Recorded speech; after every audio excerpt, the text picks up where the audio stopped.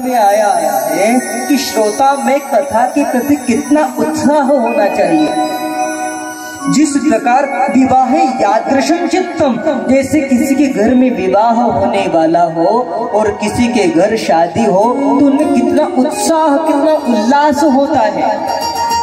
कितना उल्लास हमारे चित्त में भगवान की कथा के प्रति होना चाहिए। ये श्रोताओं के लक्षण बताए गए शिव महापुराण में। विवाहे यादृशं चित्तम, घर में विवाह हो तो कितना उल्लास होता है, कितना आनंद होता है, कितना उत्साह होता है कि शादी है, घर में ये करो, सफाई करो, ऐसा करो, वैसा करो, कितना उत्साह होता है। यहाँ पर सूत जी कहते हैं कि उतना उत्साह श्रोताओं के मन में होना चाहिए कि मैं जाऊं, भगवान की कथा सुनूं, आज कथा में ये चरित्र आएंगे, आज कथा में ऐसा होगा, कथा में हमने ये बात सुनी। उसी प्रकार से श्रोताओं के चित्त में उत्साह होना चाहिए।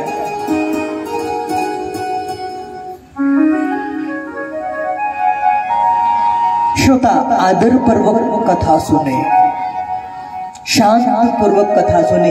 जितनी आदर पूर्वक कथा सुनेंगे उतनी कथा आप में प्रवेश करेगी। जितने शांत चित्त से कथा सुनेंगे उतना कथा का रस मिलेगा।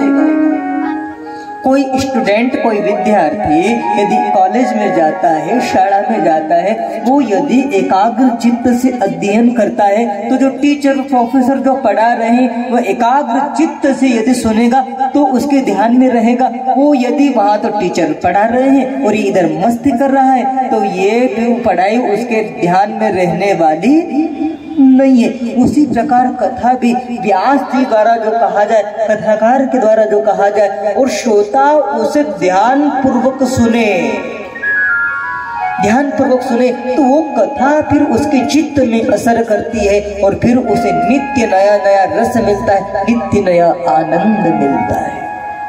कथा ध्यान पूर्वक सुने, कथा आनंद पूर्वक सुने।